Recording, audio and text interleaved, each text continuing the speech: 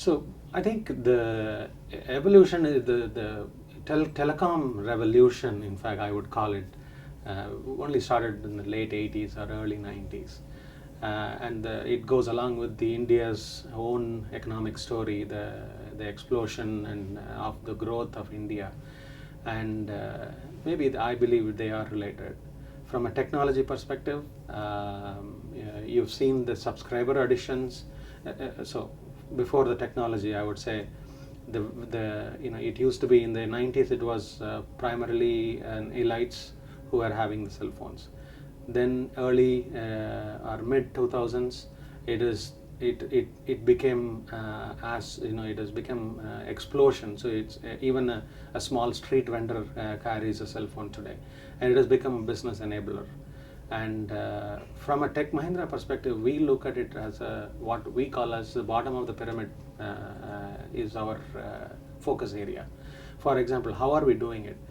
Example is we have launched a program called Saral Rozgar, which is actually nothing but a job portal, mobile enabled job portal for daily laborers. Daily laborers.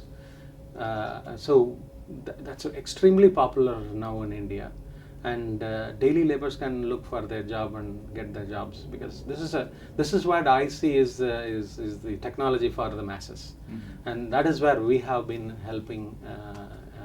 Other than that, a lot of people know what goes in the India, the 2G, 3G story. Now the evolution into 4G. 4G is right now beginning to happen.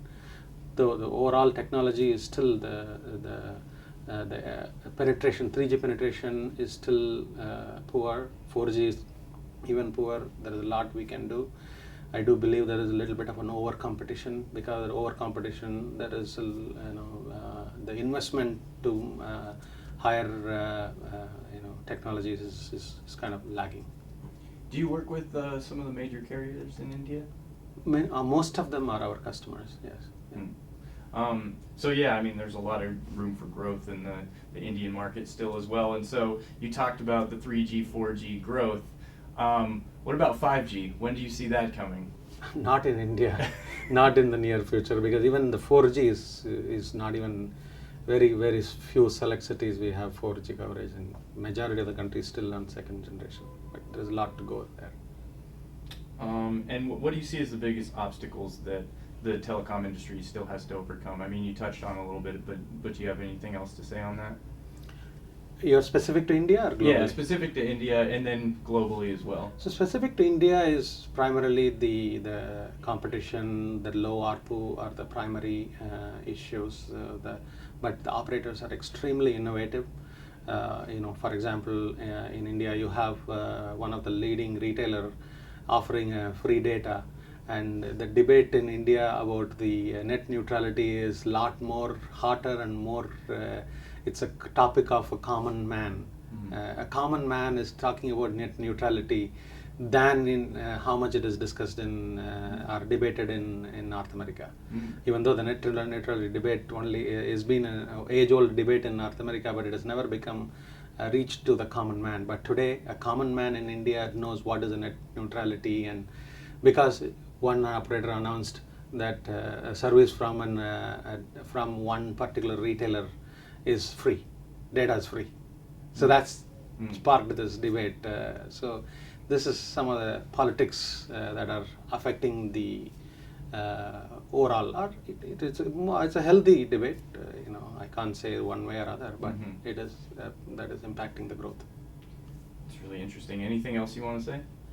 I think globally, from a telecom industry perspective, the over-the-top player threat, the cost will have to be different.